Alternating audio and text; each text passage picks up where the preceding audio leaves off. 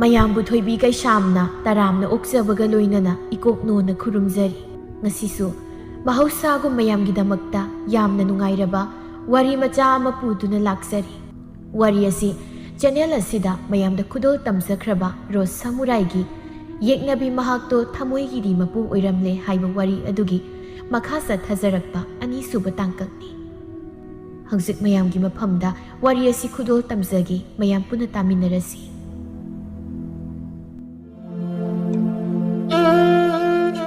ꯂꯩꯀꯣꯜꯒꯤ ꯊꯧꯗꯣꯛ ꯎꯍꯧꯕꯁꯤꯡꯅ ꯃꯍꯩ ꯇꯝꯅꯔꯛꯇꯨꯅ ꯀꯣꯅꯨꯡ ꯄꯨꯝꯕ ꯁꯔꯥ ꯍꯦꯛꯁꯜꯂꯤ꯫ ꯄꯥꯔꯤꯒꯤ ꯃꯅꯥꯎꯁꯤꯡꯒꯤ ꯂꯣꯏꯅꯕꯤꯁꯤꯡ ꯑꯗꯨꯅ ꯆꯪꯁꯤꯜꯂꯛꯅꯕꯗ ꯇꯅꯧꯕꯤ ꯏꯀꯥꯏꯃꯟꯗꯨꯅ ꯅꯣꯡꯃ ꯅꯤꯅꯤ ꯑꯗꯨ ꯀꯥꯗꯒꯤ ꯃꯄꯥꯟ ꯍꯦꯛ ꯊꯣꯛꯇꯦ, ꯄꯥꯔꯤꯒꯁꯨ ꯎꯅꯗꯦ꯫ ꯂꯤꯛꯂꯥꯏ ꯂꯩꯃꯁꯨ ꯅꯤꯡꯐꯨꯡ ꯄꯥꯎ ꯑꯗꯨ ꯇꯥꯔꯕꯅꯤ꯫ ꯃꯥꯗꯤ ꯉꯛꯄꯅ ꯊꯥꯖꯃꯟꯗ꯭ꯔꯗꯨꯅ ꯃꯃꯧꯁꯤꯡꯅ ꯂꯩꯔꯤꯕ ꯃꯅꯥꯛꯇ ꯂꯥꯛꯇꯨꯅ ꯍꯪꯂꯔꯤ꯫ "ꯑꯩꯕꯨ ꯏꯆꯥ ꯄꯥꯔꯤꯒꯤ ꯄꯥꯎ ꯑꯃ ꯇꯥꯏ, ꯅꯈꯣꯏꯕꯨ ꯈꯪꯕꯔꯣ?" ꯃꯅꯦꯝꯒꯤ ꯋꯥꯗꯨ ꯇꯥꯞ ꯑꯣꯛꯇꯨꯅ ꯆꯤꯟ ꯌꯥꯎꯕꯤ ꯀꯕꯣꯛ ꯂꯩꯅ ꯍꯦꯛꯇ ꯍꯥꯟꯅ ꯈꯨꯝꯂꯛꯏ꯫ "ꯏꯃꯥ ꯂꯩꯃ, ꯅꯣꯛꯀꯟꯗꯕ ꯃꯤꯅ ꯅꯣꯛꯂꯛꯄ, ꯏꯀꯥꯏ ꯊꯤꯒꯠꯈ꯭ꯔꯕ ꯃꯤꯅ ꯏꯀꯥꯏꯔꯛꯇꯕ ꯍꯥꯏꯁꯦ ꯂꯨꯈ꯭ꯔꯕ ꯂꯩꯅꯥ ꯑꯃ ꯅꯥꯕꯒꯤ ꯇꯧꯔꯤꯅꯤ꯫ ꯃꯗꯨꯒꯤ ꯂꯩꯅꯥꯗꯣ ꯍꯟꯗꯛ ꯃꯇꯥꯡꯁꯤꯗ ꯏꯇꯩꯍꯜ ꯁꯅꯥꯃꯥꯁꯨ ꯅꯥꯔ ꯃꯥꯜꯂꯤ꯫ ꯅꯨꯡꯁꯤ ꯂꯩꯅꯥꯅꯤ ꯍꯥꯏꯔꯤꯅꯤ ꯏꯃꯥ ꯂꯩꯃ." "ꯏꯃꯥꯏ ꯄꯦꯝꯃ, ꯏꯔꯥꯡꯁꯤ ꯀꯌꯥꯗ ꯀꯜꯂꯤꯕꯅꯣ ꯌꯦꯡꯉꯨꯀꯣ꯫ ꯍꯩ ꯏꯔꯥꯡ ꯐꯕꯤ, ꯋꯥꯗꯨ ꯃꯌꯦꯛ ꯁꯦꯡꯉꯨꯅꯦ ꯅꯪꯕꯣ." "ꯑꯁ ꯏꯃꯥꯁꯤꯃ, ꯍꯣ ꯂꯩꯀꯣꯜꯗ ꯏꯇꯩ ꯁꯅꯥꯅ ꯅꯧꯅ ꯂꯥꯛꯄꯤ ꯏꯆꯦꯝꯆꯤ ꯑꯁꯦ ꯀꯧꯊꯣꯛꯂꯒ ꯂꯩꯒ ꯍꯦꯛꯇꯨꯅ ꯅꯥꯆꯣꯝ ꯆꯤꯟꯕꯤꯈ꯭ꯔ ꯃꯥꯜꯂꯤ꯫ ꯑꯗꯨꯒꯤꯅꯤ ꯑꯩꯈꯣꯏꯅ ꯋꯥꯔꯤ ꯅꯨꯡꯉꯥꯏꯃꯟꯗꯅ ꯅꯣꯛꯂꯤꯕꯁꯦ." ꯂꯤꯛꯂꯥꯏ ꯂꯩꯃ ꯃꯃꯤꯠ ꯂꯪꯈꯠꯂꯤ ꯋꯥꯗꯨ ꯇꯥꯕꯗ꯫ ꯃꯊꯃꯣꯏꯗ ꯍꯔꯥꯎ ꯃꯤꯅꯣꯛ ꯑꯃꯁꯨ ꯇꯨꯃꯤꯟ ꯅꯣꯛꯂꯛꯂꯤ꯫ ꯃꯆꯥ ꯀꯣꯛꯍꯟ ꯂꯥꯏꯍꯟ ꯑꯁꯤ ꯑꯇꯩ ꯃꯅꯥꯎꯁꯤꯡꯗꯒꯤ ꯏꯇꯣꯞ ꯇꯣꯞꯄꯅꯤ꯫ ꯋꯥ ꯉꯥꯡꯒꯟꯗꯦ, ꯃꯕꯨꯛꯇ ꯋꯥ ꯐꯨꯝꯗꯨꯅ ꯊꯝꯒꯜꯂꯤ꯫ ꯅꯨꯄꯤ ꯅꯍꯥꯗꯁꯨ ꯆꯒꯠ ꯑꯣꯟꯁꯤꯟꯅꯗꯨꯅ ꯋꯥꯔꯤ ꯁꯥꯕ ꯍꯩꯖꯗꯕꯅꯤ꯫ ꯆꯨꯝꯗ꯭ꯔꯤꯡꯅꯤ꯫ ꯑꯗꯨꯅ ꯃꯆꯥꯒꯤ ꯄꯥꯎ ꯑꯗꯨ ꯇꯥꯕꯗꯗꯤ ꯀꯌꯥꯗꯤ ꯉꯛꯂꯕ꯫ ꯅꯨꯃꯤꯗꯥꯡ ꯑꯃ ꯇꯅꯧꯕꯤ ꯃꯥꯒꯤ ꯀꯥꯗ ꯀꯕꯣꯛꯂꯩꯒꯤ ꯆꯍꯤ ꯐꯥꯗ꯭ꯔꯤꯕ ꯃꯆꯥ ꯄꯤꯕ ꯑꯄꯤꯁꯛ ꯑꯗꯨ ꯄꯝꯗꯨꯅ ꯁꯥꯟꯅꯍꯜꯂꯤ꯫ ꯇꯥꯟꯖꯥꯗꯨꯗ ꯄꯥꯔꯤ ꯉꯁꯤꯗꯤ ꯊꯥꯖꯗꯅ ꯂꯥꯛꯏ꯫ ꯄꯥꯔꯤ ꯆꯪꯂꯛꯄ ꯎꯕꯗ ꯇꯅꯧꯕꯤ ꯀꯤꯔꯨꯛ ꯌꯦꯡꯂꯛꯏ꯫ ꯅꯍꯥꯟ ꯂꯩꯀꯣꯜꯒꯤ ꯊꯧꯗꯣꯛ ꯑꯗꯨꯒꯤ ꯃꯇꯨꯡ ꯑꯃꯨꯛꯇ ꯎꯅꯗ꯭ꯔꯤ꯫ ꯄꯥꯔꯤꯗꯤ ꯅꯨꯡꯇꯤꯒꯤ ꯃꯅꯥꯛꯇ ꯂꯥꯛꯂꯝꯃꯤ ꯍꯥꯏꯅ ꯃꯥꯕꯨ ꯁꯦꯟꯅꯕꯤ ꯃꯅꯥꯏ ꯅꯨꯄꯤ ꯑꯃꯅ ꯍꯦꯛ ꯄꯥꯎ ꯄꯤꯖꯩ꯫ ꯑꯗꯨꯕꯨ ꯇꯅꯧꯕꯤ ꯏꯀꯥꯏꯕ ꯍꯟꯗ꯭ꯔꯤꯕꯅ ꯊꯣꯛꯇꯦ꯫ ꯅꯨꯄꯥ ꯃꯉꯣꯟꯗꯒꯤ ꯅꯥꯊꯩꯗꯨꯅ ꯆꯠꯂꯤ꯫ ꯄꯥꯔꯤ ꯈꯣꯡꯊꯥꯡ ꯇꯞꯅ ꯊꯥꯡꯗꯨꯅ ꯆꯪꯂꯛꯏ ꯉꯁꯤꯗꯤ꯫ ꯑꯍꯥꯟꯕ ꯑꯣꯏꯅ ꯇꯅꯧꯕꯤꯒꯤ ꯐꯃꯨꯡꯗ ꯀꯥꯈꯠꯂꯛꯂꯤ꯫ ꯃꯇꯧ ꯑꯗꯨ ꯇꯅꯧꯕꯤ ꯑꯉꯥꯡ ꯑꯗꯨ ꯄꯝꯅ ꯇꯤꯡꯉꯛ ꯌꯦꯡꯉꯤ, ꯋꯥꯗꯤ ꯍꯥꯏꯖꯗꯦ꯫ "ꯀꯩꯗꯧꯔꯦ? ꯑꯩ ꯂꯥꯛꯑꯒ ꯋꯥ ꯑꯃ ꯍꯥꯏꯔꯛꯇ꯭ꯔꯤꯗꯤ? ꯅꯪꯒꯤ ꯀꯥꯁꯤꯗ ꯑꯩꯕꯨ ꯆꯪꯍꯟꯅꯤꯡꯗ꯭ꯔꯤꯕ꯭ꯔꯣ?" "ꯍꯨꯔꯥꯟꯕꯤ." ꯇꯅꯧꯕꯤ ꯄꯥꯔꯤ ꯃꯉꯣꯟꯗꯗꯤ ꯌꯦꯡꯖꯗ ꯏꯇꯞ ꯇꯞꯅ ꯈꯨꯝꯃꯤ꯫ "ꯑꯩꯕꯨ ꯍꯨꯔꯥꯟꯕꯤ ꯍꯥꯏꯅ ꯀꯧꯕꯤꯔꯅꯨ. ꯏꯅꯥꯎꯁꯤꯡꯒꯤ ꯃꯃꯥꯡꯗ ꯑꯩ ꯏꯀꯥꯏꯖꯩ." ꯄꯥꯔꯤ ꯅꯣꯛꯂꯛꯏ ꯋꯥꯗꯨꯗ, ꯑꯗꯨꯕꯨ ꯅꯣꯛꯇꯅ ꯁꯠ ꯍꯥꯏꯔꯛꯏ꯫ "ꯍꯨꯔꯥꯟꯕꯤ ꯀꯧꯔꯁꯨ ꯁꯥꯎꯅꯤꯡꯉꯤ ꯃꯥꯜꯂꯤ ꯇꯧꯔꯤꯁꯦ. ꯅꯪꯗꯤ ꯀꯔꯤꯒꯤ ꯂꯩ ꯍꯨꯔꯥꯜꯂꯤꯕ? ꯀꯔꯤ ꯍꯨꯔꯥꯟ ꯍꯦꯛꯂꯤꯅꯣꯕ?" "ꯀꯧꯗ꯭ꯔꯗꯤꯗꯣ, ꯀꯧꯈꯤꯅꯦ ꯑꯩꯗꯤ, ꯍꯨꯔꯥꯟꯕꯤ." ꯄꯥꯔꯤꯅ ꯋꯥ ꯀꯟꯅ ꯉꯥꯡꯕꯗꯨꯗ ꯇꯨꯝꯂꯤꯕ ꯑꯉꯥꯡ ꯑꯗꯨ ꯍꯧꯔꯛꯀꯦ ꯇꯧꯏ꯫ ꯃꯗꯨ ꯎꯕꯗ ꯇꯅꯧꯕꯤ ꯑꯉꯥꯡ ꯑꯗꯨ ꯍꯧꯔꯛꯇꯅꯕ ꯁꯨꯝꯅꯕ ꯍꯣꯠꯅꯩ꯫ "ꯑꯉꯥꯡ ꯆꯦꯟꯕꯁꯨ ꯌꯥꯝ ꯍꯩꯔꯤꯗꯅ. ꯍꯌꯦꯡ ꯑꯩꯒꯤꯗꯤ ꯏꯆꯥ ꯃꯁꯤꯡ ꯌꯥꯝꯃꯟꯁꯤ." ꯅꯨꯄꯥꯗꯨꯒꯤ ꯋꯥꯗꯨꯗ ꯇꯅꯧꯕꯤ ꯅꯨꯄꯥꯁꯤꯗ ꯐꯠ ꯃꯤꯠꯌꯦꯡ ꯊꯝꯂꯛꯏ꯫ ꯅꯤꯡꯊꯧ ꯑꯣꯏꯕ ꯅꯪꯅ ꯁꯛꯈꯤꯕ ꯋꯥꯁꯛ ꯐꯥꯎꯕ ꯉꯥꯛꯄ ꯉꯝꯗꯕ ꯃꯅꯥꯛꯇ ꯅꯨꯄꯤ ꯑꯁꯤꯕꯨ ꯅꯛꯁꯤꯜꯂꯛꯀꯅꯨ ꯍꯥꯏꯅ ꯑꯀꯟꯕ ꯌꯥꯊꯪ ꯇꯧꯔꯝꯂꯒ ꯉꯁꯤꯅ ꯅꯪꯅ ꯑꯣꯏꯅ ꯅꯨꯄꯤꯁꯤꯒꯤ ꯃꯅꯥꯛꯇ ꯆꯪꯁꯤꯟ ꯀꯛ ꯍꯧꯔꯤꯕ ꯏꯀꯥꯏ ꯈꯪꯗꯕ ꯃꯩꯊꯥꯕ ꯑꯣꯏꯔꯝꯂꯦꯗꯅ." ꯄꯥꯔꯤ ꯈꯖꯤꯛ ꯁꯨꯛꯇꯨꯅ ꯑꯃꯨꯛ ꯍꯥꯏꯔꯛꯏ꯫ "ꯅꯪꯕꯨ ꯑꯩꯅ ꯑꯗꯨꯝ ꯌꯦꯡꯂꯛꯀꯅꯨ ꯍꯥꯏꯕ ꯅꯠꯇ꯭ꯔꯣ? ꯑꯩꯒꯤ ꯍꯛꯆꯥꯡ ꯃꯅꯨꯡꯗ ꯏꯍꯧꯔꯛꯂꯤꯕ ꯏꯍꯨꯜ ꯑꯁꯦ ꯐꯥꯊꯕ ꯉꯝꯂꯛꯇ꯭ꯔꯕꯗꯤ ꯑꯩꯅ ꯁꯛꯈꯤꯕ ꯋꯥꯁꯛ ꯑꯗꯣ ꯀꯥꯏꯍꯟꯒꯦ ꯍꯣꯠꯅꯒꯅꯨꯅꯦ ꯅꯪꯕꯣ. ꯈꯣꯟꯖꯦꯜ ꯑꯗꯣ ꯈꯔ ꯇꯞꯊꯕꯤꯌꯨ. ꯑꯉꯥꯡ ꯍꯧꯔꯛꯀꯅꯤ. ꯅꯨꯡꯉꯥꯏꯅ ꯇꯨꯝꯖꯔꯤꯁꯤ." ꯄꯥꯔꯤ ꯃꯃꯤꯠ ꯑꯅꯤ ꯇꯔꯨ ꯃꯥꯒꯤ ꯃꯥꯡꯗ ꯂꯩꯔꯤꯕ ꯅꯨꯄꯥꯁꯤꯗ ꯃꯨꯟꯅ ꯌꯦꯡꯉꯤ꯫ ꯁꯨꯝ ꯌꯦꯡꯂꯝꯕꯗꯒꯤ ꯃꯈꯨꯠ ꯑꯗꯨ ꯇꯞꯅ ꯇꯤꯡꯊꯣꯔꯛ ꯁꯝꯕꯨꯜ ꯄꯨꯟꯁꯤꯜꯂꯤꯕ ꯅꯨꯄꯤ ꯑꯗꯨꯒꯤ ꯁꯝꯂꯥꯡ ꯑꯗꯨ ꯇꯞꯅ ꯊꯣꯛꯈ꯭ꯔꯦ꯫ ꯁꯝꯂꯥꯡ ꯑꯗꯨꯁꯨ ꯂꯥꯛꯅ ꯐꯅ ꯉꯝꯗ ꯂꯣꯏꯅ ꯀꯤꯟꯊ ꯍꯥꯏꯊꯔꯛꯏ꯫ ꯁꯪꯕ꯭ꯔꯩꯒꯤ ꯆꯤꯡꯍꯤ ꯃꯅꯝ ꯑꯗꯨꯅ ꯋꯪ ꯅꯝꯂꯛꯂꯤꯕ ꯇꯅꯧꯕꯤ ꯏꯉꯛ ꯉꯛꯅ ꯅꯨꯄꯥꯁꯤꯗ ꯌꯦꯡ ꯍꯥꯏꯔꯛꯏ꯫ "ꯑꯩꯃ, ꯀꯔꯤꯅꯣ, ꯃꯇꯥꯡ ꯆꯥꯗꯦꯗ." ꯄꯥꯔꯤ ꯍꯥꯏꯔꯤꯗꯨ ꯇꯥꯁꯤꯟꯅꯗꯦ ꯅꯨꯄꯤꯗꯨꯒꯤ ꯁꯝꯂꯥꯡ ꯈꯔ ꯃꯈꯨꯠꯅ ꯄꯥꯏ, ꯃꯃꯤꯠ ꯎꯏꯁꯤꯟ ꯃꯅꯝ ꯅꯝꯃꯤ꯫ Tanobi masa ithak thakatcha wadi hek haiba ngamda leizai. Pari mamit amuk tapna panglak nupi si maithong na yenglak hairei. Aina nakta leiri kai samlang ase sum thadokani. Nang nengon tha kaido ngamdoi ba ha. Tanobi khumdi pari wa makha muk tare. Nangbo napam yumda leiri ngai tamba kanaga nungsi mari thamlakra. Thamjarakti kaisu senglabrane. Asengmani haizariba madugi matamsu aingonda leirakti. Aidi thabakta su leisai. Nangbu makoina yam otbra awaba thabakta suhallaga thambra. Tanobi handakti maithong adu sat langsinki aduga nokningdana chimbal adu momon tawrei. Asonba kana leisada bai khoidi angamba moigi taina phamni. Maduda karigi mu ninda tawruni. Pari wala ngangda ngehakti nupidugi mataw adu yengduna lei. Aduga khonjel adu lumna tapna hairei. Nangonda ina tawkibado ai lankre. Hauzik amuk hairibasini matung nangbu wanaba ai tawraroiko. Ai yam soikre. Tanobi khumlakidri mamayado nakalamada leithokduna laikre. Parisu kuina leiramjai adum thokre. Tanobi pari hek thokibaga mathanta solai. Nangsu akhoi kumani chapmani. Ningthaunidana nangsu aibu numit marini chupna yasida ising marik ama phau tahanda thamba ngamkibani. Aduga hausikta minungsi leiba saduna aingonda ta tawriba haiduni khangi aisu ngamliba makaidi lairabi maichaki pambom tingduna lepinaba kana leite toisu ikhoibu adum otko petri phau otlo. Somda parisu wakhal adu sarangnaduna magi konungda leiri. Wakhal adusu mawon khali. Kaino aingonda handak marak amukta phau tubi hulama mabu uba khuding phauriba. Sibu miyam nainaba nungsiba haibda oigadoribra. Aina magidaba asuk yamna waraklibasina karigi. Isilsina mabu inakta naklakkanu haigibani. Aduga ainadu magi nakta asum naksiningniba. Sibu karigino aise aidu natrabra. Hana oiduna so mase aigi yeknaba mini. Amaromdadi masu yeknabini. Aina tawri sibu sumnabra. Ai ipagi laman khungadabu wali. Wakal sirana makanba yadri. Ai yadri. Tanja aduda liklai laima masagi nakta sanglai. Adubu masana mukta tawdriba mawong amada ungduna lairambaduda mama oibido masado hutuna yenglaga hanglai. Imagi pariye kari tawre ungduna lairamlibadi. Nasaga nungaitrabro? Ima, nasa khangzaudri changlawo ima. Ima wa amata hangi isada. Kari wa oirabano. Nangi taloy sigi maramda nang loina khanglaba natra. Nangbu ma nungsibrane. Korong ningthongna kayam yamna mikithi oiduna lamchat chumdagi haibada. Matsanupi thajarakpagi mahut ikhoibu minamduna nainubi masabu masani haizinduna thajarakli. Adunane makoidi jap mani masanupi do otpa phangdrabasu lakliba nupi ase aikhoin otkadabani hera moinu sittaba yabrado imana hairise nang bab taba natra imagi pari mamagi wa adu munna tari adubu mamagi wa adu mathang moina yaningdaba maphaurai adubu lotsin karisu khandabasa khumlei hoi nasa loina khangse ai loina bab tai phare adudi pothajaro nangsu isagi taloi ani subi oinanaba imawoma imana hainaduna loirabani yeknabagi nupi ase isana karisu pamdi haiba imasu khani adubu chanabi magi palbu thugainingdabagi imana tamndrabasu tawkibani adunane isagi wa khangna imana nupi edo silibani nakoyani su sakhang mai khangna haidana imana hayeng ase lau haidana kaukri unadaba yadabani ko phare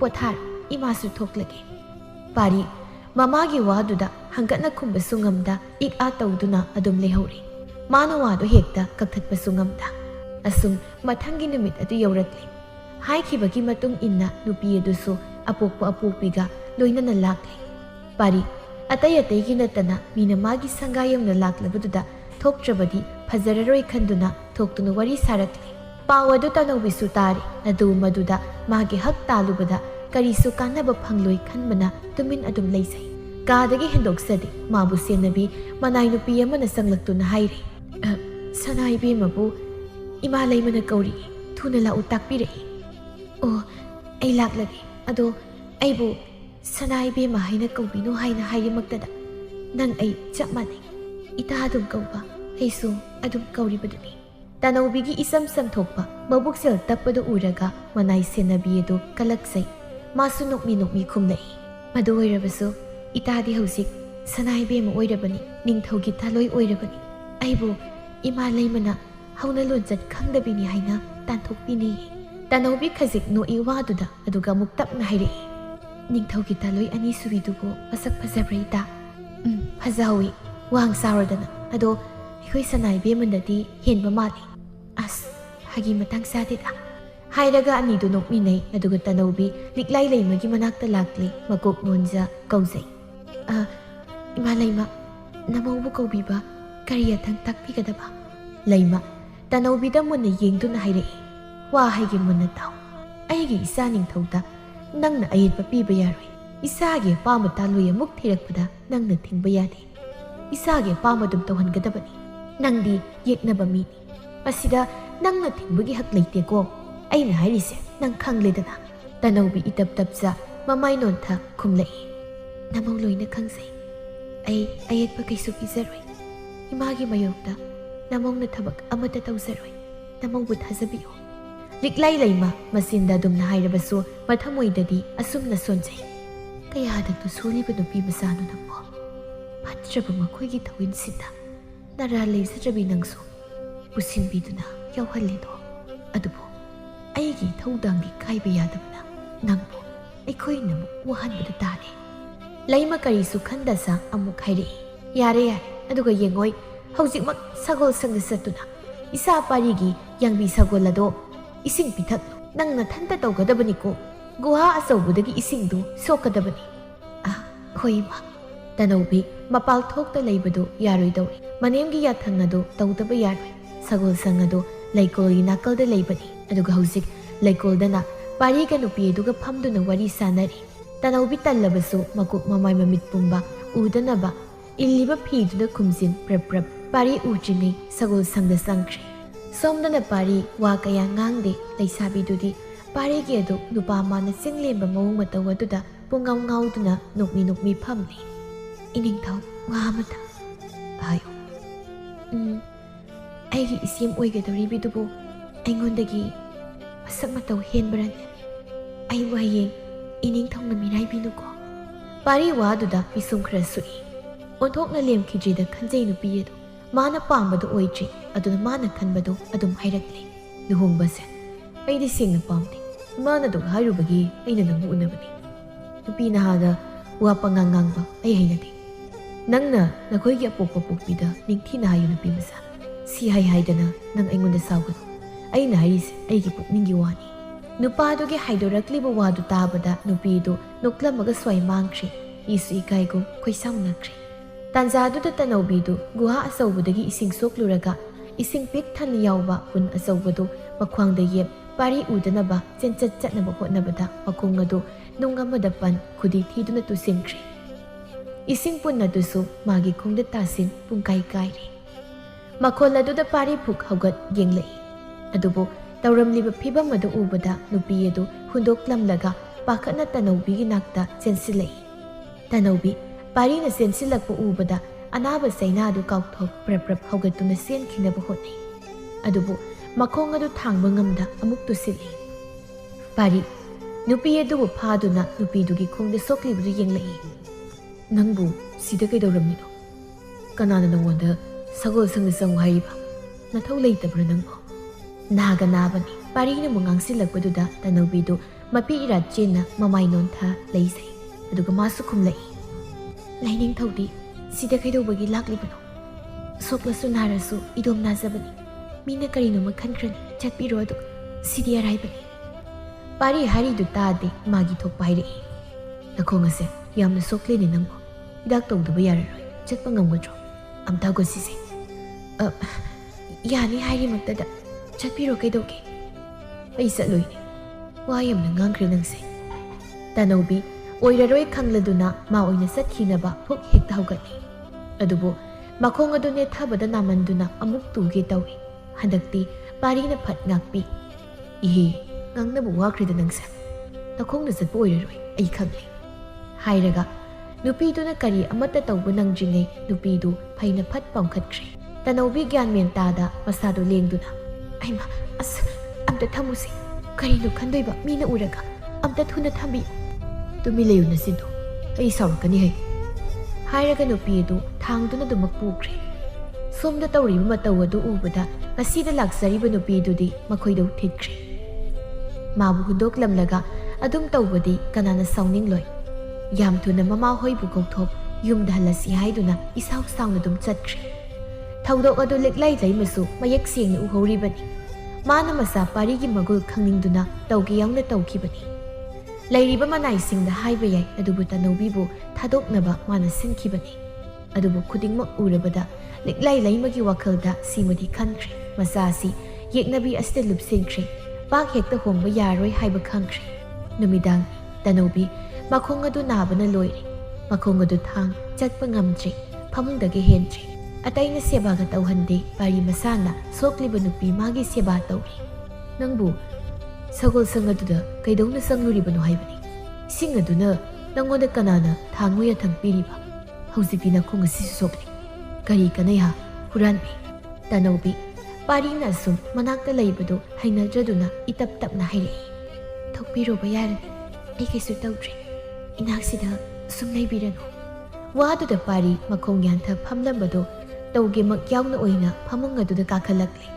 Nangi karina tikleidana aibu taliba. Haidi ngasigi sidagi lenglaroi nang kaido ngamdoiba. Tanawbi khumdi mamayedo nakalda leithokduna lei. Pari nupi sigi tampakta thamliba khut adu lamduna tapna pairei. Tanawbi ikhang khangna nupa sida amuk yenglai. Is nakhut masa sidi lasing mapulgu molina. Ayese laining thogi yeknabani haibiriba natra. Yeknabi aigi nakta asum lairi sibu tanbidabro. Taloye mathuna pusinbiduna laibikro. Ai kaiso haizaroi. Ima laimagisu apamani khangbiyo. Nangbu aina lamlanbi kanamaga leihibada nungaitaba pokloidrane. Aidi karigi pokluni. Maramdi ai laining thoba nusidi. Aibu yeknabi oina inthokduna dumak thambiyo. Nupi sigi yang na hairakli wado parigi thamoida tenglawi. Karamba matamda aina kari tawbada. Nang naibu nungsiba ngamgani. Ai khangsadi. Madugi wahang adugi pakhu aingonda leite. Ai asidi nangi kanano. Tanawbi handakti pari mangonda mityeng thamlai. Atiyada thabal na phingau phorokpa asikpa matam asida thabal magi mangalado thongnaw adudagi litsimduna sanglak magi nakta inak nakna leiriba tupasigi maithongda yeireri musi. Nupa magi thauraba mityeng pakhong kayama phonglagi thauranglakpagum amakpa amata yaudra maithong amagi mamidi uri. Nungsibi kyani raklaboi mikupsida hingsaba miyotpa mahakna. Tanawbi pakhum mama pibadi ngamde magi thamoida phawriba ihullado karina masak khangdri aduna tumi leisinbada tai. Adumna ahing adu pari nupi magi naktagi hindokhidri. Nupidubu sangduna leiki. Ahingdu matungkhide nupidugi maithongbu yeng lenkibani. Parina mama laimada ngarang laklamba nupi aduda luhongba ngamloi haidana masada haidokre haina haizari. Liklai leima wakana ngangde masada. Adubu tanawbi budi nungsiba yaroi haina tatani hekta masada haiki. Parisu hoi tamakhumi. Thamoigi oiba wadi kanana khangba. Tanawbi nongmanini di phamungdagi hindi. Makhong adu sengna naban loirabani.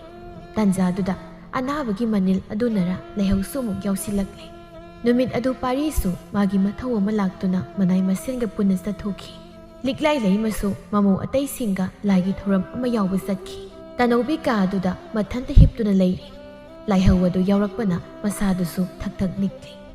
Magi manay senbi adusu liklay laimana pubikri mateng khra pangbiyu haigadawsu. Tanawbi adumna leiringay thong adu hanglaga kuina ukirabi mama sanare du sanglai. Tanawbi mamabu uzabada ngakna amukso harauzana haugatnaba tawse adubu masado masi khazikta phawba lengma ngamtri. Ima sanare masagi nakta sangsilai mapi irachen masabu nungsini yengdun hairei. Imagi tanaw isabu yamna warapro nangbu imabu nungsitrapro nongmata nangdi imagi nakta sulakte. Tanawbi wa ngangi hotnai adubu ngamdri chimbal du lengba ngamdri. Sanarai masagi kokta amuktang nanthabiramlaga kaadudagi tapna tapna thokre. Tanawbi mapi sintha kaptuna mamabu khambudi ngamda yenglaga leisai. Tanawbi ai tabra nang mit pawse ai la e si kaisu tawise ugribadu manglana mo iramne. Tanawbi mamit tapna panglei taibangda sumapi sintha kaplura malema manakta pari phamduna leirambadu ubada mabukning nungsiba henkre hihik singduna kapthorakne. Pari nupi dubu magi pambum ta ngathanduna thami aduga koktasu tapna tapna nanthabi.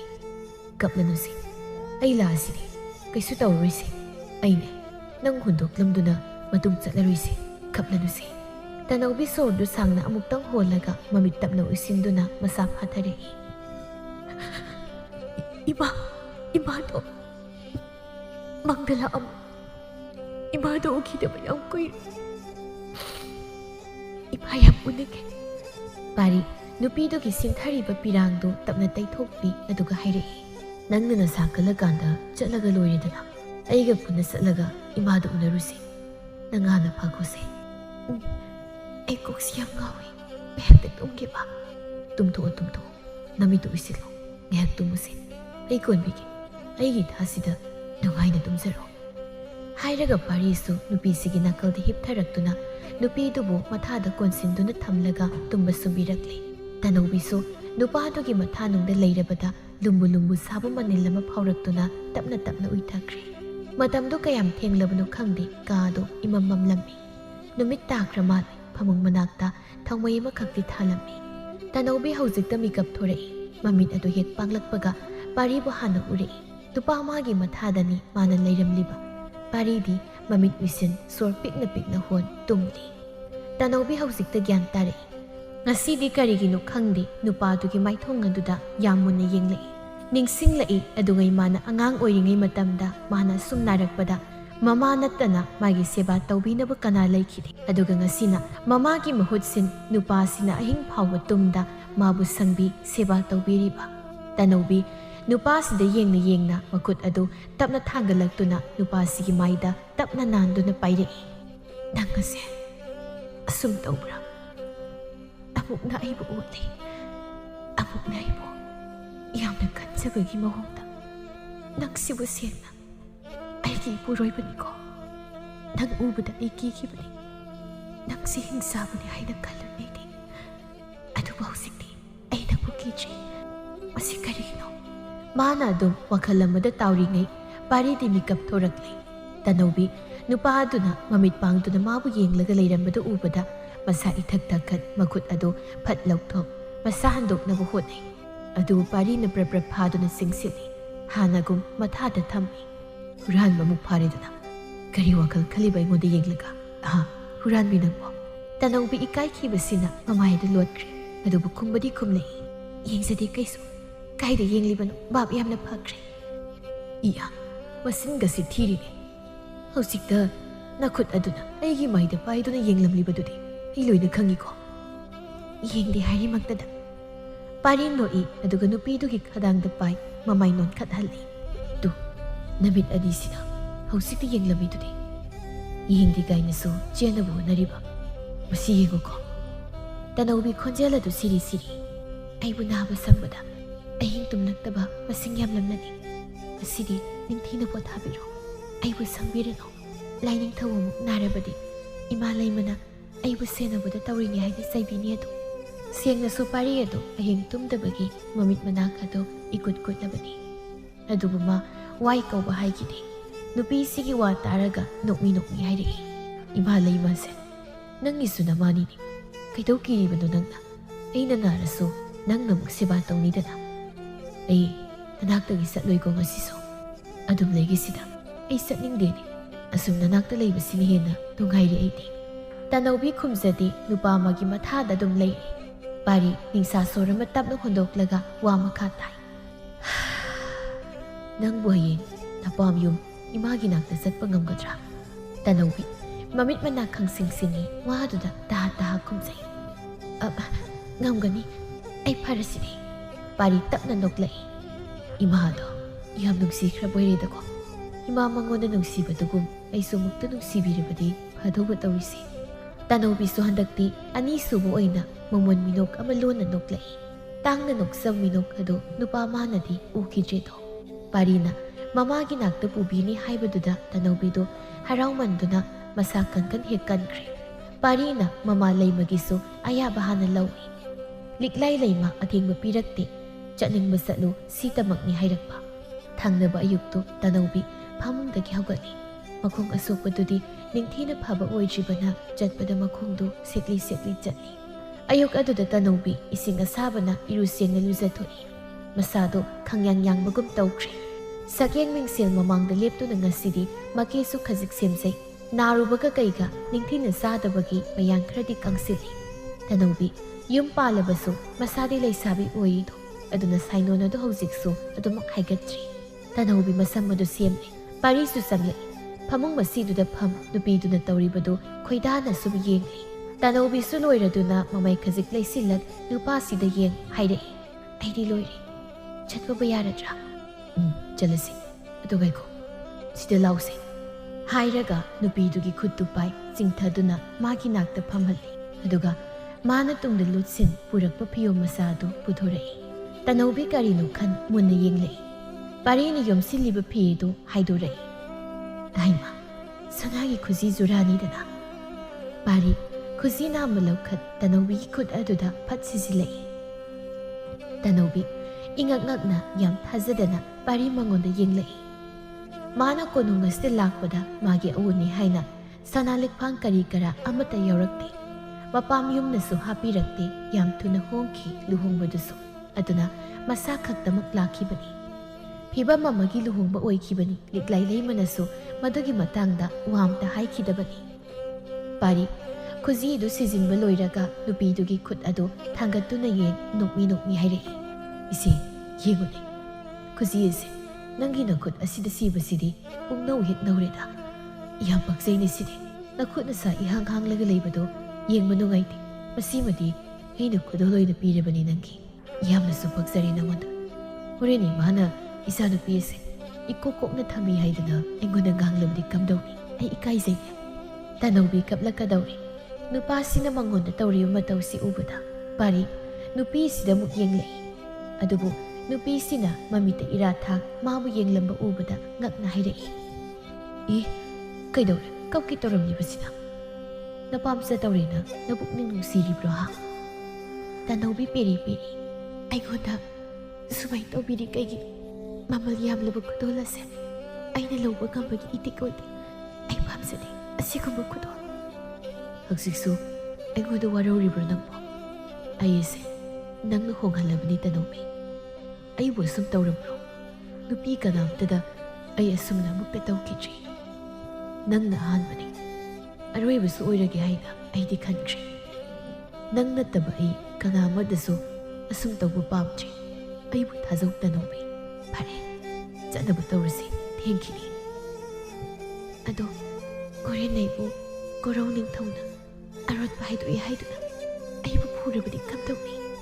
ꯑꯩ ꯌꯥꯎꯔꯤꯁꯤꯗꯤ, ꯑꯩ ꯂꯩꯔꯤꯉꯩꯗ ꯅꯪꯒꯤ ꯅꯇꯨ ꯅꯥꯝꯃ ꯁꯣꯛꯍꯜꯂꯣꯏ꯫ ꯑꯩ ꯂꯣꯏꯅ ꯇꯧꯒꯦ, ꯀꯤꯒꯅꯨ꯫ ꯑꯁꯨꯝꯅ ꯃꯅꯥꯏ ꯃꯁꯦꯟ ꯀꯌꯥꯒ ꯂꯣꯏꯅꯗꯨꯅ ꯗꯣꯂꯥꯏꯊꯛꯇ ꯇꯣꯡ ꯈꯣꯡꯁꯥꯜꯂꯛꯂꯦ꯫ ꯇꯅꯧꯕꯤ ꯃꯃꯥ ꯎꯅꯤꯡꯕꯅ ꯑꯗꯨꯛ ꯉꯥꯏꯉꯝꯗ꯭ꯔꯤ ꯃꯁꯥꯗꯨ ꯌꯥꯝꯅꯁꯨ ꯍꯔꯥꯎꯔꯤ꯫ ꯅꯨꯃꯤꯠ ꯌꯨꯡꯂꯛꯄ ꯃꯇꯝ ꯑꯗꯨꯗ ꯀꯣꯔꯧ ꯅꯤꯡꯊꯧꯒꯤ ꯀꯣꯅꯨꯡꯒꯤ ꯁꯅꯥꯊꯣꯡꯗ ꯂꯦꯞꯂꯔꯤ꯫ ꯊꯣꯉꯥꯛꯄꯁꯤꯡ ꯑꯗꯨꯅ ꯄꯥꯎ ꯄꯤꯕꯗꯒꯤ ꯃꯅꯥꯏ ꯑꯃ ꯀꯣꯔꯧ ꯅꯤꯡꯊꯧꯒꯤ ꯅꯥꯛꯇ ꯆꯦꯟꯁꯤꯜꯂꯛꯇꯨꯅ ꯄꯥꯎ ꯇꯝꯂꯔꯤ꯫ ꯅꯨꯃꯤꯠ ꯌꯨꯡꯂꯛꯄ ꯃꯇꯝ ꯑꯗꯨꯗ ꯀꯣꯔꯧ ꯅꯤꯡꯊꯧꯒꯤ ꯀꯣꯅꯨꯡꯒꯤ ꯁꯅꯥꯊꯣꯡꯗ ꯂꯦꯞꯂꯔꯤ꯫ ꯊꯣꯉꯥꯛꯄꯁꯤꯡ ꯑꯗꯨꯅ ꯄꯥꯎ ꯄꯤꯕꯗꯒꯤ ꯃꯅꯥꯏ ꯑꯃ ꯀꯣꯔꯧ ꯅꯤꯡꯊꯧꯒꯤ ꯅꯥꯛꯇ ꯆꯦꯟꯁꯤꯜꯂꯛꯇꯨꯅ ꯄꯥꯎ ꯇꯝꯂꯔꯤ꯫ ꯀꯣꯔꯧ ꯅꯤꯡꯊꯧꯗꯤ ꯄꯨꯡꯉꯛ ꯉꯛꯈ꯭ꯔꯦ ꯄꯥꯎ ꯑꯗꯨ ꯇꯥꯕꯗ꯫ ꯀꯔꯤ ꯆꯨꯝꯂꯕ꯭ꯔꯅꯦ ꯅꯪꯅ ꯍꯥꯏꯔꯤꯕꯁꯤꯕꯣ? ꯃꯤ ꯑꯣꯟꯅꯕꯗꯤ ꯅꯠꯇꯦꯀꯣ? ꯑꯣꯟꯅꯖꯗꯦ ꯏꯅꯤꯡꯊꯧ, ꯑꯆꯨꯝꯕꯅꯤ꯫ ꯀꯣꯅꯨꯡꯒꯤ ꯁꯅꯥꯊꯣꯡꯗ ꯂꯦꯞꯇꯨꯅ ꯂꯩꯍꯧꯔꯤ꯫ ꯅꯥꯏꯅꯨꯕꯤ ꯏꯟꯗꯣꯟ ꯁꯅꯥꯔꯩꯒꯤ ꯃꯆꯥꯅꯨꯄꯤꯁꯨ ꯌꯥꯎꯍꯧꯔꯤ꯫ ꯃꯃꯥꯕꯨ ꯎꯅꯕ ꯂꯥꯛꯄꯅꯤ ꯇꯥꯛꯄꯤꯔꯛꯏ꯫ ꯑꯣ, ꯃꯃꯥ ꯎꯅꯕ ꯂꯥꯛꯄꯅꯤ ꯍꯥꯏꯕ? ꯐꯩ, ꯆꯪꯍꯜꯂꯛꯎ꯫ ꯄꯥꯎ ꯑꯗꯨ ꯈꯨꯗꯛꯇ ꯀꯣꯅꯨꯡ ꯃꯅꯨꯡꯗ ꯂꯣꯏꯅ ꯈꯪꯅꯈ꯭ꯔꯦ꯫ ꯃꯍꯩ ꯃꯍꯩ ꯉꯛꯅꯩ꯫ ꯁꯅꯥꯔꯩꯁꯨ ꯃꯆꯥ ꯂꯥꯛꯏ ꯄꯥꯎ ꯇꯥꯕꯗ ꯍꯔꯥꯎꯕꯅ ꯂꯣꯏꯈ꯭ꯔꯦ꯫ ꯄꯥꯔꯤ ꯑꯗꯨ ꯃꯄꯥ ꯂꯩꯈꯤꯗꯕ ꯍꯥꯛꯇꯛꯇꯒꯤ ꯀꯣꯅꯨꯡ ꯑꯁꯤꯗ ꯈꯣꯡꯒꯨꯜ ꯇꯥꯔꯛꯈꯤꯗꯕꯅꯤ꯫ ꯈꯣꯡꯒꯣꯜ ꯑꯃꯨꯛ ꯍꯟꯅ ꯇꯥꯔꯣꯏ ꯍꯥꯏꯅꯁꯨ ꯋꯥꯁꯛꯈꯤꯕꯅꯤ꯫ ꯑꯗꯨꯕꯨ ꯀꯔꯤ ꯀꯔꯝꯕ ꯋꯥꯈꯜꯒ ꯂꯣꯏꯅꯗꯨꯅ ꯂꯥꯛꯂꯤꯕꯅꯣ ꯈꯟꯕꯗ ꯃꯕꯨꯛ ꯐꯠꯇ꯭ꯔꯕ ꯀꯣꯔꯧ ꯅꯤꯡꯊꯧ ꯋꯥꯈꯜ ꯁꯨꯡꯕ ꯍꯧꯈ꯭ꯔꯦ꯫ ꯇꯅꯧꯕꯤꯅ ꯃꯥꯡ ꯊꯥ ꯄꯥꯔꯤꯅ ꯇꯨꯡꯗ ꯆꯪꯂꯛꯏ꯫ ꯃꯅꯥꯏꯁꯤꯡꯗꯤ ꯃꯄꯥꯜꯗ ꯂꯣꯏꯅ ꯂꯩꯍꯧꯔꯦ꯫ ꯑꯅꯤꯗꯨꯅ ꯆꯪꯂꯛꯄꯗꯨ ꯀꯣꯔꯧ ꯅꯤꯡꯊꯧ ꯃꯥꯒꯤ ꯂꯣꯏꯅꯕꯤ ꯑꯃꯗꯤ ꯀꯨꯁꯨꯝ ꯊꯣꯏꯅꯥꯎ ꯃꯈꯣꯏ ꯄꯨꯜꯂꯞꯅ ꯇꯔꯥꯝ ꯇꯔꯥꯝ ꯑꯣꯛꯂꯛꯂꯦ꯫ ꯃꯄꯥꯜ ꯊꯣꯡꯗ ꯑꯐ ꯁꯥꯔꯤꯕ ꯍꯥꯏꯗꯨꯅꯤ꯫ ꯀꯨꯁꯨꯝꯗꯤ ꯄꯥꯔꯤ ꯎꯕꯗ ꯃꯊꯨ ꯃꯔꯥꯡ ꯍꯦꯛ ꯍꯧꯏ꯫ ꯃꯥꯅ ꯄꯥꯔꯤ ꯑꯁꯤ ꯑꯗꯨꯛꯀꯤ ꯃꯇꯤꯛ ꯄꯥꯝꯕꯅꯤ꯫ ꯃꯌꯥꯝ ꯑꯗꯨ ꯄꯨꯜꯂꯞ ꯏꯀꯣꯏ ꯀꯣꯏꯁꯤꯟ ꯐꯝꯗꯨꯅ ꯋꯥꯔꯤ ꯁꯥꯟꯅꯔꯛꯏ꯫ ꯀꯣꯔꯧꯒꯤ ꯂꯣꯏꯅꯕꯤ ꯂꯩꯃ ꯄꯤꯌꯥꯏꯅꯨꯅ ꯅꯣꯛꯁꯤꯟꯅ ꯇꯅꯧꯕꯤꯗ ꯌꯦꯡꯗꯨꯅ ꯍꯥꯏꯔꯛꯏ꯫ ꯏꯆꯥꯁꯤ ꯃꯃꯥ ꯑꯩꯕꯨ ꯑꯣꯟꯊꯣꯛꯅ ꯅꯤꯡꯈ꯭ꯔꯕꯅꯤ꯫ ꯃꯃꯥ ꯑꯩꯕꯨ ꯎꯅꯤꯡꯉꯦ ꯍꯥꯏꯗꯨꯅ ꯂꯥꯛꯂꯤꯕꯅꯤꯅꯦꯁꯦ꯫ ꯇꯅꯧꯕꯤ ꯈꯨꯝꯗꯦ, ꯅꯣꯛꯇꯃꯛ ꯅꯣꯛꯁꯤꯟꯅꯩ꯫ ꯄꯥꯔꯤꯗꯤ ꯋꯥ ꯉꯥꯡꯗꯦ, ꯑꯗꯨꯝ ꯐꯝꯂꯤ꯫ ꯀꯣꯔꯧ ꯅꯤꯡꯊꯧ ꯄꯥꯔꯤꯗ ꯐꯂꯞ ꯐꯂꯞꯁꯨ ꯌꯦꯡꯂꯤ ꯄꯣꯠꯅꯤ꯫ ꯀꯣꯔꯧ ꯅꯤꯡꯊꯧꯁꯨ ꯑꯐ-ꯁꯥ ꯍꯥꯏꯔꯛꯏ꯫ ꯏꯆꯥꯁꯤꯡꯅ ꯊꯥꯖꯗꯅ ꯂꯥꯛꯄꯁꯤꯗꯤ ꯏꯄꯥꯗꯤ ꯀꯌꯥꯗ ꯍꯔꯥꯎꯈ꯭ꯔꯦ꯫ ꯂꯝꯁꯥꯡ ꯂꯥꯛꯄꯒꯤ ꯋꯥꯔꯝꯅꯅꯤ꯫ ꯏꯄꯥꯅ ꯏꯆꯥ ꯑꯅꯤꯒꯤ ꯆꯥꯅ ꯊꯛꯅꯕ ꯅꯤꯡꯊꯤꯅ ꯁꯦꯝꯃꯨ ꯄꯥꯎ ꯄꯤꯈ꯭ꯔꯕꯅꯤ꯫ ꯀꯨꯁꯨꯝꯁꯨ ꯍꯥꯏꯔꯛꯂꯤ꯫ ꯇꯅꯧꯕꯤ, ꯏꯆꯦꯒꯤ ꯀꯥꯗ ꯆꯪꯂꯒ ꯐꯤꯖꯣꯜ ꯑꯗꯣ ꯑꯃꯨꯛ ꯍꯣꯡꯂꯨꯁꯤ, ꯑꯗꯨꯒ ꯆꯥꯛ ꯆꯥꯅꯕ ꯂꯥꯛꯑꯣ ꯂꯥꯛꯑꯣ꯫ ꯊꯣꯏꯅꯥꯎꯅ ꯑꯃꯨꯛ ꯂꯥꯛꯑꯣ ꯂꯥꯛꯑꯣ ꯇꯅꯧꯕꯤ, ꯐꯤꯖꯣꯜ ꯍꯣꯡꯂꯨꯔꯁꯤ꯫ ꯍꯣꯏ ꯏꯆꯦ꯫ ꯇꯅꯧꯕꯤ ꯄꯥꯔꯤꯗ ꯍꯥꯏꯐꯦꯠꯇ ꯌꯦꯡꯂꯝꯃꯤ꯫ ꯄꯥꯔꯤꯅ ꯀꯩꯁꯨ ꯇꯧꯔꯣꯏ ꯆꯠꯂꯣ ꯍꯥꯏꯅ ꯑꯌꯥꯕ ꯄꯤꯔꯛꯄꯗꯒꯤ ꯇꯅꯧꯕꯤꯁꯨ ꯀꯨꯁꯨꯝ ꯍꯣꯏꯒꯤ ꯇꯨꯡ ꯏꯟꯅꯈ꯭ꯔꯦ꯫ ꯅꯨꯄꯤꯁꯤꯡ ꯂꯣꯏꯅ ꯊꯣꯛꯈ꯭ꯔꯕꯗ ꯍꯧꯖꯤꯛꯇꯤ ꯄꯥꯔꯤꯒ ꯀꯣꯔꯧ ꯅꯤꯡꯊꯧꯒ ꯈꯛꯇ ꯉꯥꯏꯍꯧꯔꯦ꯫ ꯄꯥꯔꯤ ꯍꯧꯖꯤꯛꯇ ꯐꯤꯕꯝ ꯈꯖꯤꯛ ꯍꯣꯡꯗꯨꯅ ꯏꯔꯦꯝ ꯂꯦꯝꯅ ꯍꯥꯏꯔꯛꯂꯤ꯫ ꯏꯄꯥ ꯅꯤꯡꯊꯧꯗꯤ ꯑꯅꯥ ꯑꯌꯦꯛ ꯌꯥꯎꯗꯕ ꯅꯠꯇ꯭ꯔꯣ? ꯀꯣꯔꯧꯁꯨ ꯑꯗꯨꯃꯛ ꯈꯨꯝꯂꯛꯏ꯫ ꯌꯥꯎꯗꯦ ꯌꯥꯎꯗꯦ꯫ ꯏꯄꯥ ꯌꯥꯝꯅ ꯀꯜꯂꯤꯗ꯫ ꯄꯥꯔꯤ ꯆꯤꯟꯕꯥꯜ ꯆꯤꯡꯂꯞ ꯅꯣꯛꯇꯨꯅ ꯑꯃꯨꯛ ꯍꯥꯏꯔꯛꯏ꯫ ꯑꯩꯒꯤ ꯏꯄꯥ ꯃꯍꯥꯛꯁꯨ ꯑꯩꯈꯣꯏꯒꯤ ꯃꯔꯛ ꯑꯁꯤꯗ ꯍꯧꯖꯤꯛꯐꯥꯎ ꯂꯩꯔꯝꯂꯕꯗꯤ ꯏꯄꯥ ꯀꯣꯔꯧ ꯅꯤꯡꯊꯧꯒꯨꯝ ꯀꯨꯝꯍꯩ ꯃꯌꯥꯝ ꯑꯃ ꯌꯦꯡ ꯑꯩꯈꯣꯏꯅ ꯂꯩꯔꯤꯕ ꯁꯨꯝꯅ ꯅꯨꯡꯉꯥꯏꯅ ꯂꯩꯔꯝꯒꯗꯕꯅꯤ꯫ ꯁꯣꯝ ꯏꯄꯥ ꯅꯤꯡꯊꯧꯁꯨ ꯑꯩꯒꯤ ꯏꯄꯥꯕꯨ ꯃꯔꯛ ꯃꯔꯛꯇ ꯅꯤꯡꯁꯤꯡꯕꯤꯕ꯭ꯔꯅꯦ? ꯀꯣꯁꯤ ꯀꯣꯠꯂꯤꯕꯅꯤ ꯄꯥꯔꯤꯒꯤꯗꯨ꯫ ꯀꯣꯔꯧ ꯅꯤꯡꯊꯧꯁꯨ ꯀꯔꯤꯁꯨ ꯈꯟꯗꯕ ꯁꯥ ꯑꯗꯨꯝ ꯅꯣꯛꯁꯤꯟꯅ ꯄꯥꯎꯈꯨꯝ ꯄꯤꯔꯛꯏ꯫ ꯅꯤꯡꯁꯤꯡꯗ꯭ꯔꯕꯗꯤ ꯀꯩꯅꯣꯅꯦ? ꯃꯇꯝ ꯑꯃ ꯅꯪꯒꯤ ꯑꯄꯣꯛꯄꯗꯨꯒ ꯏꯄꯥꯒ ꯑꯗꯨꯛ ꯂꯨꯅ ꯆꯥꯅ ꯇꯤꯟꯅꯔꯝꯂꯤꯕꯅꯤ꯫ ꯃꯗꯨꯒꯤ ꯃꯔꯤ ꯇꯠꯄ ꯌꯥꯗꯦ ꯍꯥꯏꯗꯨꯅ ꯍꯧꯖꯤꯛ ꯑꯩꯒꯤ ꯏꯆꯥꯅꯨꯄꯤ ꯇꯅꯧꯕꯤꯕꯨ ꯅꯪꯉꯣꯟꯗ ꯊꯥꯖꯔꯤꯕꯁꯤꯅꯤ꯫ ꯆꯨꯝꯃꯤ꯫ ꯑꯩꯒꯤ ꯏꯄꯥꯗꯤ ꯑꯔꯥꯟ ꯑꯍꯨꯏ ꯌꯥꯗꯦ꯫ ꯃꯤꯒꯤ ꯂꯟ-ꯊꯨꯝ ꯃꯤꯍꯧꯗꯦ꯫ ꯂꯟ-ꯊꯨꯝ ꯃꯤꯍꯧꯕ ꯂꯝꯆꯠ ꯆꯨꯝꯗꯕ ꯅꯤꯡꯊꯧ ꯑꯃꯒ ꯊꯦꯡꯅꯔꯨꯗꯅ ꯃꯔꯥꯜ ꯂꯩꯖꯗꯕ ꯏꯄꯥꯗ ꯃꯔꯥꯜ ꯅꯝꯗꯨꯅ ꯄꯤꯁꯤꯟ ꯃꯌꯥꯝ ꯃꯃꯥꯡꯗ ꯏꯀꯥꯏ ꯐꯤꯔꯨꯛ ꯈꯨꯝꯍꯟꯈꯤꯕꯗꯣ ꯁꯣꯝ ꯏꯅꯤꯡꯊꯧꯁꯨ ꯈꯪꯂꯝꯒꯅꯤꯗꯣ꯫ ꯑꯇꯝꯅꯅ ꯍꯦꯛꯇ ꯍꯥꯏꯔꯛꯄꯅꯤ꯫ ꯀꯣꯔꯧ ꯅꯤꯡꯊꯧꯗꯤ ꯈꯔꯗꯤ ꯈꯧꯇꯛ ꯁꯥꯏ, ꯑꯗꯨꯕꯨ ꯂꯣꯠꯁꯤꯟ ꯍꯥꯏꯔꯛꯏ꯫ ꯍꯣꯏꯅꯦ ꯁꯨꯝ ꯃꯤꯁꯦ ꯐꯠꯇ ꯐꯠꯇꯕ ꯌꯥꯝ ꯂꯩꯗ꯫ ꯑꯩꯈꯣꯏ ꯃꯁꯦꯜ ꯅꯨꯡꯁꯤꯅꯔꯒ ꯑꯗꯨꯛ ꯂꯣꯏꯔꯦꯗꯅ ꯅꯠꯇ꯭ꯔꯅꯦ? ꯄꯥꯔꯤ ꯍꯟꯗꯛꯇꯤ ꯅꯣꯛꯂꯝꯕꯗꯨ ꯐꯠ ꯍꯟꯖꯤꯟꯈ꯭ꯔꯦ꯫ ꯑꯗꯨꯒ ꯇꯞꯅ ꯍꯧꯒꯠ ꯀꯣꯔꯧ ꯅꯤꯡꯊꯧꯒꯤ ꯅꯥꯛꯇ ꯂꯦꯞꯇꯨꯅ ꯃꯃꯤꯠ ꯑꯗꯨ ꯉꯥꯡꯁꯪ ꯉꯥꯡꯅ ꯉꯪꯗꯨꯅ ꯂꯣꯟ ꯍꯥꯏꯔꯛꯏ꯫ ꯍꯩ, ꯂꯝꯆꯠ ꯆꯨꯝꯗꯕ! ꯅꯪꯅ ꯑꯩꯒꯤ ꯏꯄꯥꯕꯨ ꯃꯌꯥꯝ ꯃꯃꯥꯡꯗ ꯏꯀꯥꯏꯕ ꯅꯪꯍꯟꯗꯨꯅ ꯁꯤꯍꯟꯈꯤꯕ ꯑꯗꯨꯒ ꯅꯪꯁꯨ ꯑꯩꯅ ꯏꯈꯨꯠꯁꯤꯅ ꯄꯦꯟꯅ ꯑꯣꯠꯈꯥꯏꯔ ꯃꯇꯨꯡ ꯍꯥꯠꯇꯣꯛꯀꯗꯧꯔꯤꯕꯅꯤ꯫ ꯃꯤꯀꯤꯊꯤ ꯍꯥꯏꯒꯦ ꯅꯪꯗꯤ ꯅꯆꯥꯅꯨꯄꯤꯒꯤ ꯃꯍꯨꯠ ꯅꯥꯏꯅꯣꯕꯤꯒꯤ ꯃꯆꯥꯕꯨ ꯅꯆꯥꯃꯛꯅꯤ ꯍꯥꯏꯖꯤꯟ ꯊꯥꯖꯔꯛꯄ ꯑꯩꯅ ꯈꯪꯂꯣꯏ ꯈꯪꯕ꯭ꯔꯥ? ꯈꯨꯗꯛ ꯑꯁꯤꯗ ꯅꯉꯛ ꯑꯁꯤ ꯀꯛꯇꯨꯅ ꯍꯥꯠꯄ ꯌꯥꯔꯕꯅꯤ꯫ ꯑꯗꯨꯕꯨ ꯑꯩ ꯃꯗꯨ ꯇꯧꯔꯣꯏ꯫ ꯅꯪꯒꯤ ꯀꯨꯝꯍꯩ ꯌꯦꯡꯈꯤꯅꯤ꯫ ꯋꯥꯗꯣ ꯍꯥꯏꯔꯒ ꯄꯥꯔꯤ ꯍꯟꯗꯣꯛꯈ꯭ꯔꯦ꯫ ꯑꯗꯨꯒ ꯎꯁꯤꯠꯇꯅꯁꯨ ꯅꯣꯛꯂꯛꯏ꯫ ꯀꯣꯔꯧꯁꯨ ꯁꯥꯎꯅ ꯄꯥꯔꯤꯗ ꯌꯦꯡꯂꯛꯏ꯫ ꯃꯇꯧ ꯑꯗꯨ ꯐꯤꯕꯝ ꯑꯃꯅꯤ꯫ ꯁꯣꯝꯗꯅ ꯇꯅꯧꯕꯤ ꯑꯗꯨ ꯀꯨꯁꯨꯝꯒꯤ ꯃꯆꯤꯟ ꯃꯅꯥꯎ ꯑꯅꯤꯅ ꯐꯤꯖꯣꯜ ꯍꯣꯡꯍꯜꯂꯤ꯫ ꯀꯨꯁꯨꯝ ꯅꯣꯛꯂꯒ ꯍꯦ, ꯅꯪꯕꯨ ꯅꯤꯡꯊꯧ ꯄꯥꯔꯤꯅ ꯂꯨꯅ ꯇꯧꯕ꯭ꯔꯅꯦ? ꯑꯩꯗꯤ ꯅꯪꯁꯦ ꯁꯤꯔꯝꯃꯗ꯭ꯔꯥ ꯈꯜꯂꯨꯔꯕꯅꯤ꯫ ꯑꯗꯣ ꯍꯤꯡꯂꯝꯃꯤꯗꯅ ꯅꯃꯥꯗꯣ ꯎꯅꯤꯡꯗꯅ ꯂꯥꯛꯂꯤꯕꯅꯤꯅꯦ ꯅꯪꯒꯤꯁꯦ ꯅꯤꯡꯊꯧ ꯃꯉꯣꯟꯗ ꯃꯤꯅꯝꯂꯒ꯫ ꯇꯅꯧꯕꯤ ꯏꯇꯞ ꯇꯞꯅ ꯑꯗꯨꯝ ꯈꯨꯝꯃꯤ꯫ ꯍꯣꯏ ꯇꯧꯏ ꯏꯆꯦ, ꯂꯨꯅ ꯇꯧꯕꯤ ꯃꯥꯅ꯫ ꯑꯩ ꯃꯉꯣꯟꯗꯁꯨ ꯃꯤꯅꯝꯕ ꯋꯥ ꯍꯥꯏꯖꯗꯦ꯫ ꯊꯣꯏꯅꯥꯎ ꯎꯁꯤꯠꯇꯅ ꯍꯥꯏꯔꯛꯏ꯫ ꯏꯁ, ꯅꯆꯤꯟ ꯊꯤꯕꯒ ꯌꯥꯝ ꯍꯩꯔꯝꯃꯤꯗꯅ ꯅꯪꯁꯨ꯫ ꯆꯤꯟ ꯊꯤꯗ꯭ꯔꯁꯨ ꯑꯁꯦꯡꯕ ꯑꯗꯨꯝ ꯍꯥꯏꯕ ꯀꯩꯗꯧꯒꯦ? ꯑꯩꯈꯣꯏꯕꯨ ꯑꯄꯪꯕ ꯃꯨꯁꯤꯔꯤꯕ ꯃꯤꯅꯥꯏ ꯅꯨꯄꯤ ꯅꯪꯅ꯫ ꯇꯅꯧꯕꯤ ꯏꯁꯥꯎ ꯁꯥꯎꯗꯦ, ꯑꯗꯨꯝ ꯏꯪꯅ ꯄꯥꯎꯈꯨꯝ ꯄꯤꯔꯛꯏ꯫ ꯑꯩ ꯆꯤꯟ ꯊꯤꯖꯗꯦ ꯏꯆꯦ꯫ ꯃꯁꯤꯗ ꯑꯩꯅ ꯆꯤꯟ ꯊꯤꯕ ꯑꯣꯏꯗꯕ ꯉꯥꯡꯂꯒ ꯑꯩꯒꯤ ꯀꯔꯤ ꯈꯟꯅꯕꯅꯣ? ꯑꯁꯦꯡꯕꯅꯤ ꯏꯆꯦ ꯍꯣꯏꯗ ꯍꯥꯏꯖꯔꯤꯕ꯫ ꯏꯆꯦ ꯑꯅꯤꯅ ꯊꯥꯖꯗ꯭ꯔꯒꯗꯤ ꯑꯩꯁꯨ ꯈꯪꯗ꯭ꯔꯦ꯫ ꯆꯥꯛ ꯆꯥꯅꯕ ꯍꯥꯏꯗꯨꯅ ꯃꯌꯥꯝꯗꯣ ꯑꯃꯨꯛ ꯄꯨꯟꯅ ꯐꯝꯂꯦ꯫ ꯃꯌꯥꯝꯗꯨꯒꯤ ꯁꯦꯕꯥꯔꯤꯁꯤꯡ ꯑꯗꯨꯅ ꯑꯋꯥꯠ ꯑꯄꯥ ꯌꯦꯡꯁꯤꯜꯂꯤ꯫ ꯇꯅꯧꯕꯤꯗꯤ ꯃꯃꯥꯕꯨ ꯎꯅꯤꯡꯕꯅ ꯉꯥꯎꯔꯕꯅꯤ꯫ ꯃꯁꯥꯗꯨ ꯂꯩꯇꯥꯅ ꯐꯝꯐꯝꯒ ꯍꯦꯛ ꯈꯪꯗ꯭ꯔꯦ꯫ ꯃꯍꯩ ꯃꯍꯩ ꯆꯥꯛꯇꯨ ꯆꯥꯅꯕ ꯍꯧꯔꯦ꯫ ꯏꯟꯁꯥꯡꯒꯗꯨ ꯃꯊꯦꯜ ꯐꯅꯌꯥꯝ ꯌꯥꯝꯃꯤ꯫ ꯑꯍꯥꯎꯕ ꯑꯆꯝꯕ ꯂꯣꯏꯅ ꯁꯨꯔꯦ꯫ ꯇꯅꯧꯕꯤꯗꯤ ꯅꯥꯕ ꯍꯧꯒꯠꯂꯛꯄꯗ ꯉꯥꯏꯔꯤꯕꯅꯤꯅ ꯊꯥꯎ ꯊꯨꯝ ꯑꯗꯨ ꯍꯦꯟꯅ ꯆꯥꯁꯤꯟꯕ ꯐꯔꯣꯏ ꯈꯪꯏ꯫ ꯑꯗꯨꯅ ꯄꯥꯔꯤꯅ ꯀꯣꯕꯤ ꯆꯝꯊꯣꯡ ꯑꯗꯨ ꯈꯛ ꯇꯅꯧꯕꯤꯒꯤ ꯅꯥꯛꯇ ꯊꯝꯂꯛꯏ꯫ ꯊꯥꯎ ꯊꯨꯝ ꯌꯥꯝꯅ ꯆꯥꯕ ꯐꯔꯣꯏꯁꯅ ꯆꯝꯊꯣꯡꯁꯤꯒ ꯉꯥ ꯇꯥꯎꯕꯁꯤꯒ ꯑꯣꯏꯅ ꯆꯥꯔꯣ, ꯉꯥ ꯃꯔꯨꯁꯦ ꯃꯜꯂꯛꯀꯦꯀꯣ ꯑꯩ ꯍꯥꯏꯅ ꯄꯥꯔꯤꯗꯨ ꯃꯥꯒꯤ ꯆꯥꯛꯇꯨ ꯆꯥꯗꯈꯩ ꯇꯅꯧꯕꯤꯒꯤ ꯑꯣꯏꯅ ꯉꯥ ꯃꯔꯨꯗꯨ ꯃꯟꯗꯨꯅ ꯂꯩꯈ꯭ꯔꯦ꯫ ꯃꯇꯧꯗꯨ ꯎꯕꯗ ꯂꯩꯃ ꯄꯤꯌꯥꯏꯅꯨ ꯀꯨꯁꯨꯝ ꯍꯣꯏꯗꯤ ꯃꯌꯥ ꯀꯥꯗꯨꯅ ꯉꯛꯅ ꯃꯈꯣꯏ ꯃꯁꯦꯜ ꯌꯦꯡꯅꯩ꯫ ꯇꯅꯧꯕꯤ ꯑꯍꯜꯁꯨ ꯌꯥꯎꯔꯤꯕꯅꯤꯅ ꯃꯌꯥꯝ ꯃꯃꯥꯡ ꯑꯗꯨꯗ ꯄꯥꯔꯤꯅ ꯑꯗꯨꯝꯅ ꯇꯧꯈꯠꯂꯛꯄꯗꯨꯗ ꯄꯥꯔꯤꯒꯤ ꯈꯨꯠ ꯑꯗꯨ ꯐꯥꯗꯨꯅ ꯇꯞꯅ ꯍꯥꯏꯔꯛꯏ,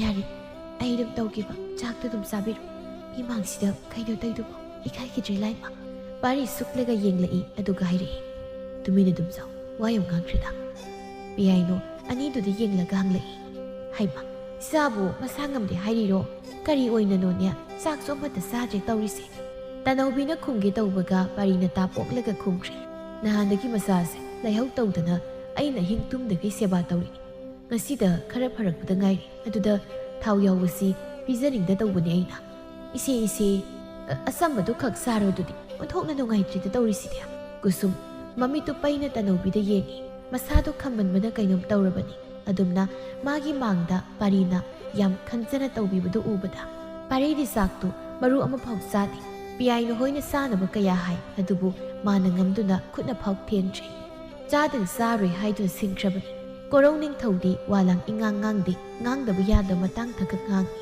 ꯆꯥꯛ ꯇꯣꯛꯅꯔꯕ ꯃꯇꯨꯡ ꯇꯅꯧꯕꯤ ꯃꯌꯥꯝ ꯃꯔꯛꯇꯒꯤ ꯇꯟꯖꯥ ꯌꯦꯟ ꯂꯣꯟꯅ ꯊꯣꯔꯛꯂꯒ ꯃꯃꯥꯒꯤ ꯅꯥꯛꯇ ꯄ꯭ꯔꯞ ꯂꯥꯛꯏ꯫ ꯊꯣꯡ ꯑꯗꯨ ꯊꯤꯟꯗꯨꯅ ꯃꯃꯥꯕꯨ ꯀꯧꯖꯩ, ꯏꯃꯥ ꯑꯩꯅꯦ, ꯊꯣꯡ ꯍꯥꯡꯉꯣ ꯏꯃꯥ꯫ ꯊꯣꯡ ꯑꯗꯨ ꯐꯠ ꯍꯥꯡꯉꯤ ꯑꯌꯤꯡꯕꯤꯅ꯫ ꯏꯇꯥ ꯁꯅꯥꯔꯩꯁꯨ ꯊꯣꯛꯂꯛꯏ꯫ ꯃꯆꯥꯅꯨꯄꯤ ꯑꯣꯏꯔꯝꯕꯗꯨꯗ ꯈꯨꯠ ꯑꯗꯨ ꯄꯥꯏꯗꯨꯅ ꯏꯃꯨꯡꯗ ꯄ꯭ꯔꯞ ꯄꯨꯁꯤꯟ ꯊꯣꯡ ꯑꯗꯨ ꯊꯤꯟꯖꯤꯜꯂꯤ꯫ ꯁꯅꯥꯔꯩ ꯀꯞꯇꯨꯅ ꯃꯆꯥꯕꯨ ꯆꯤꯡꯁꯤꯟ ꯃꯊꯥꯗ ꯀꯣꯟꯁꯤꯜꯂꯤ꯫ ꯏꯃꯥꯒꯤ ꯏꯕꯦꯝꯃ, ꯏꯃꯥꯗꯤ ꯏꯆꯥꯒꯤ ꯁꯛꯇꯝꯁꯤ ꯎꯗꯅ ꯄꯨꯟꯁꯤ ꯑꯁꯤ ꯂꯣꯏꯈ꯭ꯔꯒꯗ꯭ꯔꯥ ꯈꯟꯕꯗ ꯀꯌꯥꯗꯤ ꯋꯥꯔꯨꯔꯦ꯫ ꯇꯅꯧꯕꯤꯁꯨ ꯃꯄꯤ ꯁꯤꯟꯊꯥ ꯀꯞꯆꯩ, ꯏꯃꯥ ꯑꯩꯁꯨ ꯏꯃꯥ ꯎꯅꯤꯡꯃꯟꯗꯨꯅ ꯂꯥꯛꯂꯤꯕꯅꯤ, ꯅꯪ ꯌꯥꯝ ꯋꯥꯔꯕ꯭ꯔꯥ ꯏꯃꯥ?